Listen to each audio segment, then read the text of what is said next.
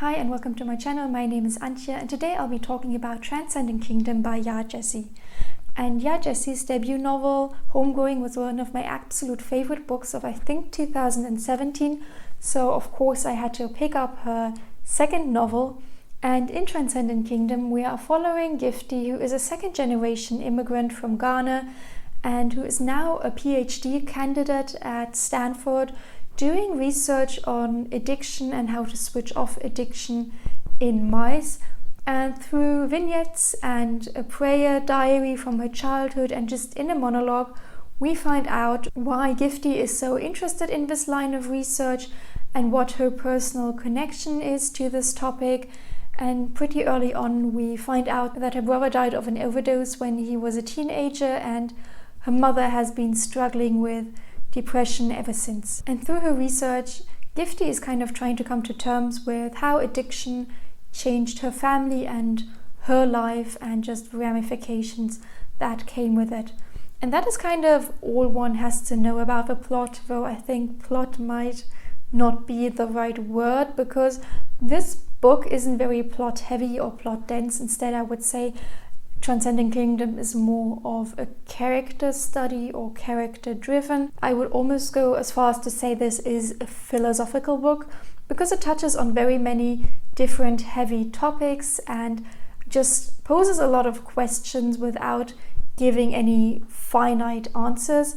And I think Homegoing has been read by quite a few people at this point, and Homegoing is a book that, whilst not everyone will love it, I think most people will enjoy it. And Transcendent Kingdom is not that kind of book. I personally absolutely loved this book. I thought it was beautifully written. I really enjoyed Yaa Gyasi's writing style. I personally thought it was so realistically written that I had to actually Google whether this was based on Yaa Gyasi's own life or life experience, and it isn't. But yes, I personally absolutely loved this. As to why some people might not enjoy it, I think the first issue people might have is that a huge theme is religion versus science. So Gifty spends a lot of time just thinking of her childhood, and she grew up in a Pentecostal church, and the reason she went into science is because religion couldn't give her all the answers when it came to her struggling with her brother Steph and what it did to her mother. And she is looking for these answers in science, but at the same time she is still disappointed in religion and the religious institution for not being able to give her all the answers she was looking for. So while Gifty is a scientist, religion still plays a huge part in her life and she still gives it a lot of weight. And I don't know whether someone who didn't grow up religious or within a church will be able to sympathize with Gifty on a deeper level. And there are also people who just don't like reading books where religion or religious institutions are painted in a positive light, or where faith is described in such a way that it actually might be an answer to a couple of questions. On the exactly opposite side, we have the scenes at Stanford where Gifty is doing her research on the mice, and Yaa Gyasi describes this research in a very distant, clinical way, describing the steps that Gifty is taking in her research in a very detailed way, just explaining the science behind it. And I personally thought it was really interesting because Yaa Gyasi based this research on the real work of a friend of hers. So all the science facts we get within Transcendent Kingdom are actually real and not fiction, just as the findings are real and not fiction. And I absolutely loved it, and I thought it was so interesting to get a bit of background information on the neurosciences. But at the same time, these scenes also read a bit like a textbook, and I personally like this juxtaposition with the religion being discussed in a very flowery, philosophical way, and then the science being discussed in a way really minimalistic style, and I just thought it fit really well together. But I think some people will find this difference in writing style too big, or in general don't like a clinical approach. So I think this might be another reason why Transcendent Kingdom isn't for everyone. The last reason why I don't think that everyone will enjoy this book is because Transcendent Kingdom doesn't really offer any answers.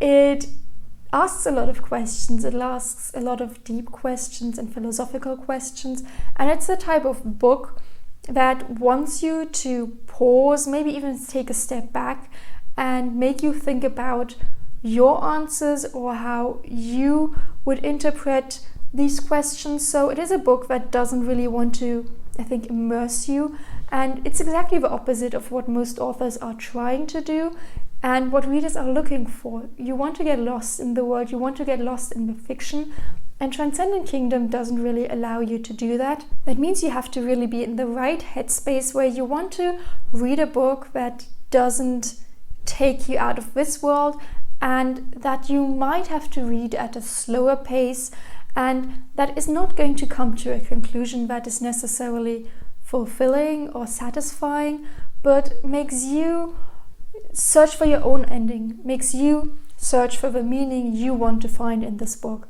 So you definitely have to be in the right headspace to really fully appreciate it. And luckily I picked it up at the right time. But I must admit, if I'd maybe picked it up a week earlier or a week later, I might not have enjoyed the book as much as I did. What I personally really did not like about Transcendent Kingdom is that the timeline in the Stanford scenes is unclear. So there are different events taking place, and for me it wasn't clear whether a day passed between these events or whether it was a month. And the answer to this question has absolutely no influence on the plot, and it is not necessary to know the answer to this. But I personally got so invested in this question that there was a chapter I actually read 6 times over because I was trying to figure out how time worked in the scene. And it wasn't like I read it 6 times in a go, but instead I continued reading, and I was 12 chapters on, and then I went back to this chapter because I just couldn't let this question go. So of course that took a lot of reading enjoyment from me, just because I couldn't fully concentrate on what came afterwards. And even now I still want the answer to this question, and I checked Goodreads reviews and no one else seemed to be bothered by this or seem to find this weird, so it might really just be a me thing and not a book thing. So anyways, I really love Transcendent Kingdom. It is a book I'm going to recommend to my mum and my sisters, but I'm not going to give it a blanket recommendation to everyone, just because I think you need to enjoy literary fiction and beautiful writing to get everything you want from this book. If you do like that, I would say give it a try. I personally thought there were so many beautiful sentences in this. I usually don't annotate my books, but I am going to reread this book just to be able to annotate it, because I want to at some point be able to pick this book up and just, kind of browse through it and see all the beautiful quotes, because Yaa Gyasi is really a very, very talented author in my opinion. If you've read Transcendent Kingdom, please tell me whether you enjoyed it or not, especially compared to Homegoing, which is a completely different book. I'm just curious to know what other people, or especially you, thought of it. I want to thank you so much for watching this video until the end. Please like it and subscribe to my channel, and I'll hopefully see you soon. Bye!